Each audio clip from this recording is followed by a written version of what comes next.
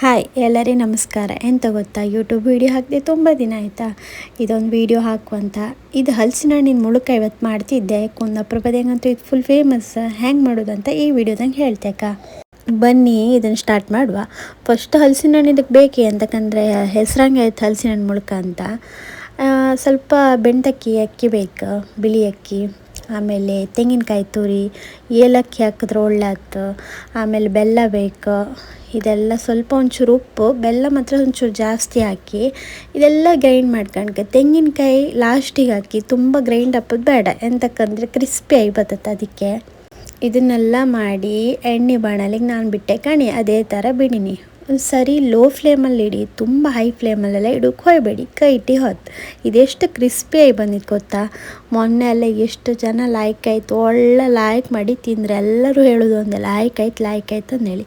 ಇಷ್ಟು ಸಿಂಪಲ್ ಕಾಣಿ. ಸಾಯಂಕಾಲ ನಾವು ನಮ್ಮ ಮನೆಗೆ ಹೋಯ್ತು, ಬಾಳೆಗೊನೆ ಹಣ್ಣಾಯ್ತು. ಹಾಗೆ ಚಿಕನ್ ಸಾರು ಮಾಡುವಂತ ಚಿಕನ್ ತಂದಿದ್ದೀರು. ಚಿಕನ್ ನೀವು ಫ್ರೆಂಡ್ ಕೊಟ್ಟದ್ದು ಇಡೀ ಕೋಳಿ, ಅದನ್ನು ಮೇಲೆ ತಿಪ್ಪಿ ಎಲ್ಲ ಮಾಂಸ ಎಲ್ಲ ಸರಿ ಮಾಡೋದು ತುಂಬ ಹೊತ್ತೇ ಆಯಿತು. ಚಿಕನ್ ಸಾರು ಇವತ್ತು ನಾನೇ ಮಾಡೋದು. ಇದಕ್ಕೆ ಎಂತೆಲ್ಲ ಬೇಕು ಅದಕ್ಕೆಲ್ಲ ಆಮೇಲೆ ರೆಡಿ ಮಾಡ್ಕೊಂಡು ನನ್ನ ಅಮ್ಮನ ಹತ್ರ ಒಂಚೂರು ಪಂಚಾಯತಿ ಹೊಡೆದು. ಹಾಗೆ ನನ್ನ ಮಗಳು ಅವಳ ಅಪ್ಪ ಕೋಳಿ ಕೊಚ್ಚೋದನ್ನ ಕಾಣ್ತಿದ್ದೀರ.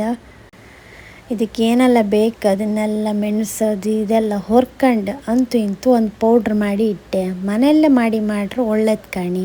ಹಾಗೆ ಚಿಕನ್ ಸುಕ್ಕವೂ ರೆಡಿ ಆಯಿತು. ಆಮೇಲೆ ಸಮಯ ಉಣ್ಕೊಂಡು ಮನೆಗೆ ಜಾರಿಗಳಿಗೆ ಬಾಯ್ ಹೇಳಿ ನಾವು ನಮ್ಮ ಮನೆಗೆ ಹೊರಡ್ತಕ್ಕ.